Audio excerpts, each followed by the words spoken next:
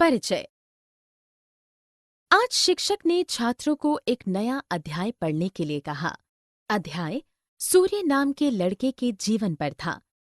वह अपने परिवार और अन्य गांव वालों के साथ किसी अन्य स्थान पर काम करने के लिए अपने घर को छोड़ देता है।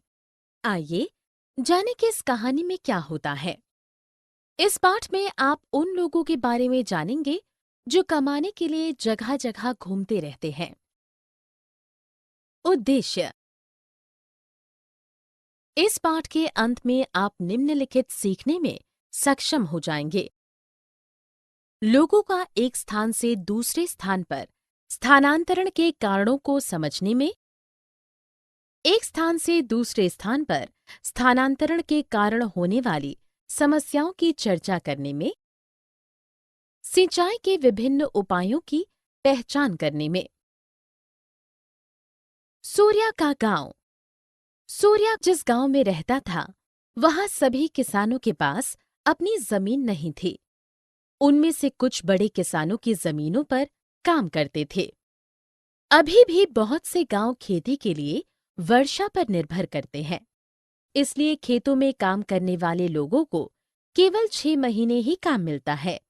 शेष 6 महीने में जब वर्षा नहीं होती है और खेतों में कोई काम नहीं होता है, तो उन्हें कोई काम नहीं मिलता।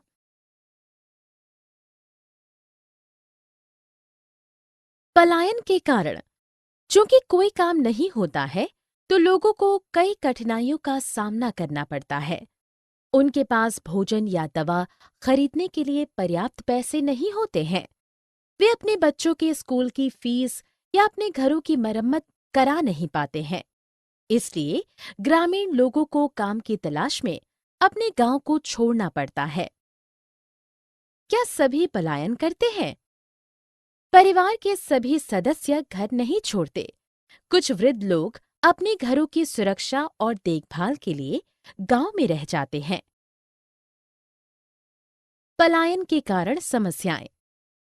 जिन 6 महीनों में सूर्य के माता-पिता काम के लिए पलायन करते हैं, सूर्या को अपना स्कूल छोड़ना पड़ता है।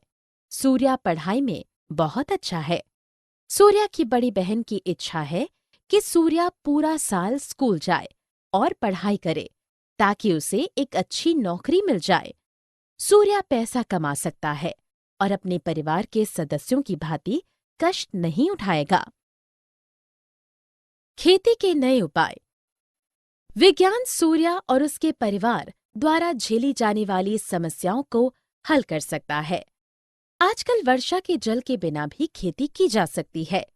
सिंचाई के विभिन्न नए उपाय जैसे ट्यूबवेल, नहरें और दूर स्थित नदी से जल उठाने के लिए पहिए का उपयोग किया जा सकता है। किसान पूरे वर्ष भर फसलें उगा सकते हैं।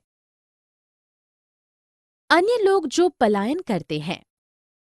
कई अन्य ऐसे लोग भी हैं जो कई महीनों के लिए अपने परिवारों से दूर रहते हैं। जो लोग रक्षा सेवाओं में काम करते हैं, वे भी अपने परिवारों से दूर रहते हैं। जो छात्र बोर्डिंग स्कूलों में पढ़ते हैं। व्यवसायी लोग जो अपने ग्राहकों से मिलने के लिए बहुत यात्राएं करते हैं। जो लोग ट्रक या बसें चलाते हैं, वे भी अपने परिवारों से दूर रहते हैं। सारांश। हमने जो कुछ सीखा है, उसे संक्षेप में दोहराएं। ग्रामीण लोग फसलों को उगाने के लिए वर्षा पर निर्भर करते हैं। जब वर्षा नहीं होती है, लोग काम करने और आजीविका कमाने के लिए शहरों में चले जाते हैं। कुछ बूढ़े लोग अपने घरों की रक्षा और देखभाल करने के लिए गांव में ही रह जाते हैं।